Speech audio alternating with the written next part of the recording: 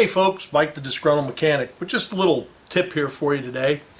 I showed this trick in another video, a little homemade tool I made for this particular job, and some people seem to like that, so I'm just going to show it here now separately so you can see it.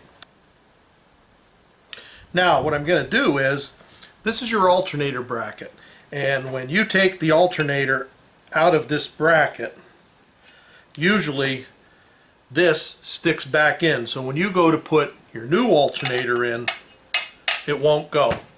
Now, I've seen guys hammer these, punch them. I'm afraid you may mushroom it out. It works for them, but I just don't like that. So basically what I did was I just made up a nice little puller, pusher, whatever you want to call here. Probably most people have these things laying around in their garage.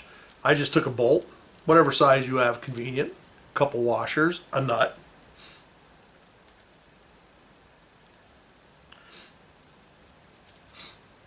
a socket. I like to put a washer on top of the socket. One, of course, that will fit around your little spacer in there, bushing, whatever you want to call it, so it can push out. Then basically what you do is you do it that way. Don't drop your nut. So basically what you do is you then take the nut, put it on there, and here's what we want to push back in. Now, the way I like to do it, use my handy dandy drill, put it on here,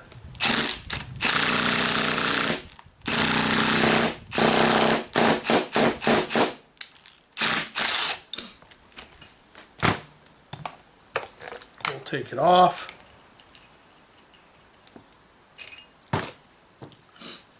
and bingo bango, we have it in there flush. So now we want to put this on. Look at all the room you have, and when you tighten it up, it'll push it back into where it was, and there you have it. And just so you know, as long as you have the space, this tool will work just as well on a vehicle.